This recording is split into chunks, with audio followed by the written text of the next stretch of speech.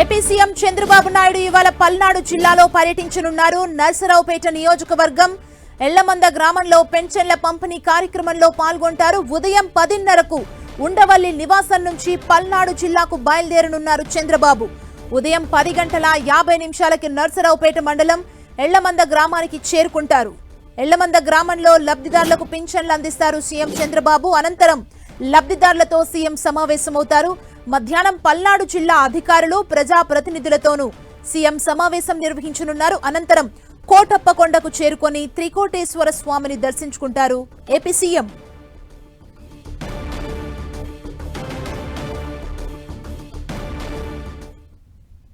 లబ్ధిదారులతో ముఖాముఖి కూడా సీఎం చంద్రబాబు మాట్లాడే అవకాశం ఉంది. ఓవరాల్ గా ఈ రోజు పర్యటనకు సంబంధించి మరిన్ని అప్డేట్స్ మా ప్రతినిధి రవిచంద్ మనకు అందిస్తారు. రవిచంద్,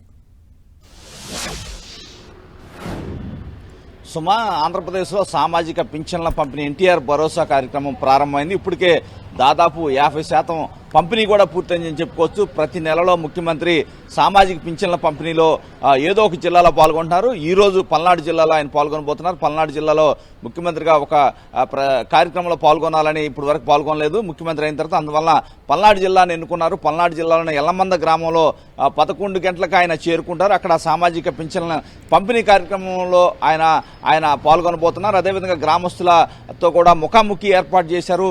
ఎందుకంటే ముఖ్యమంత్రి ఇది ఒక ప్రాక్టీస్గా పెట్టుకున్నారు. ప్రతి నెలలో ఆన్గోయింగ్ కార్యక్రమం అయినప్పటికీ ఆ జిల్లాలో వెళ్ళి అక్కడ స్థానిక గ్రామాల్లో పరిస్థితులు ఏంటని ప్రజల దగ్గర నుంచి ఆ గ్రామ సమస్యల గురించి అన్ని తెలుసుకునే ప్రయత్నం అయితే చేస్తున్నారు. అదేవిధంగా పల్నాడు జిల్లా అభివృద్ధి గురించి కూడా ప్రజాప్రతినిధులు అదేవిధంగా అధికారులతో కూడా ఆయన సమావేశం ఏర్పాటు చేశారు. తర్వాత ఏదైతే పల్నాడు జిల్లాలో ప్రాముఖ్యత గల కోటప్పకొండ టెంపుల్ను కూడా ఆయన దర్శించుకోబోతున్నారు.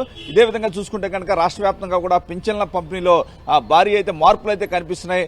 ఇంతకు ముందు కనుక పెన్షన్ల కోసం కాళ్ళరిగేలా తిరగాల్సిన పరిస్థితి ఉంది.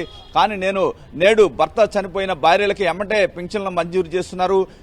3 నెలల్లో ఏదైతే వలస కూలీలు ఎవరైతే ఉన్నారో వారు ఎక్కడైనా వేరే ప్రాంతాల్లో ఉంటే కనుక ఇంతకుముందు వెంటనే పెన్షన్ తీసుకోకపోతే కట్ అయ్యే పరిస్థితి ఉండేది. కానీ నేడు 3 నెలల వరకు కూడా దాన్ని సడలించారు. 3 నెలల వరకు కనుక ఏ ప్రాంతాల్లో అయినా కూలీకి వెళ్ళి రాలేకపోతే 3 నెలల తర్వాత వచ్చైనా ఆ పెన్షన్ డబ్బులు తీసుకునే అవకాశాన్ని కూడా ప్రభుత్వం కల్పిస్తుంది. దాదాపు 65 లక్షల మందికి సామాజిక పింఛన్లు అయితే ప్రభుత్వం ఇస్తుంది. ఎవరైతే అర్హులైతే ఉన్నారో వారందరూ కూడా సామాజిక పింఛన్లు ఇస్తామని ప్రభుత్వం చెప్తోంది.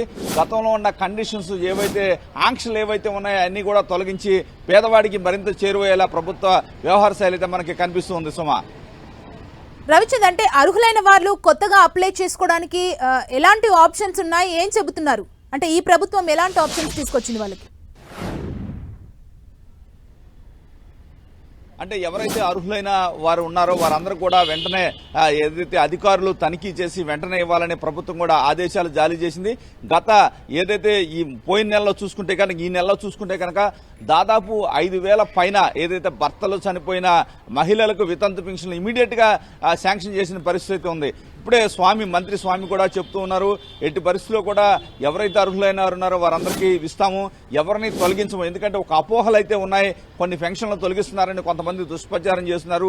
అటువంటిది ఏమీ లేదు. అర్హులైన ప్రతి ఒక్కరికి పెన్షన్లు ఇచ్చే విధంగా కూడా మా ప్రభుత్వం ముందుకు పోతుంది. ఎటువంటి పుకార్లు కూడా నమ్మవద్దని చెప్తున్నారు. ఎవరైతే ఇప్పుడు ఏదైతే ఇంతకు ముందు చూసుకుంటే కనుక ఎక్కడైనా వలస కూలీలకి ఇచ్చే పరిస్థితి ఉండేది కాదు. ఒక నెలలో తీసుకోకపోతే తర్వాత మళ్ళీ పెన్షన్ రావడానికి వారు చాలా ఇబ్బందికర పరిస్థితులు ఎదుర్కొనేవారు. ప్రభుత్వం అధికారుల చుట్టూ తిరగాల్సి వచ్చేది. కానీ నేడు ఆ పరిస్థితి లేదు. 3 నెలల వరకు వారు ఎక్కడికి వెళ్ళినా కూడా, ఏ పని మీద ఎక్కడికి వెళ్ళినా కూడా, వలస కూలీలైనా కూడా 3 నెలల తర్వాత వచ్చి ఆ 3 నెలలది ఒక్కసారి పెన్షన్ తీసుకునే అవకాశం కూడా ఈ ప్రభుత్వం కల్పిస్తుంది. ఈ నేపథ్యంలో ఎవరైతే పెన్షన్ కావాలనుకుంటున్నారో వారందరూ కూడా అప్లై చేసుకుంటే ప్రభుత్వ సంబంధిత అధికారులు వాటిని ఏదైతే చెక్ చేసి అర్హులైన వారు ఉంటే ఎట్టి పరిస్థితుల్లో కూడా పెన్షన్లన్నీ కూడా మంజూరు చేస్తామని ప్రభుత్వం చెబుతోంది. సుమా, థాంక్యూ రవిచంద్.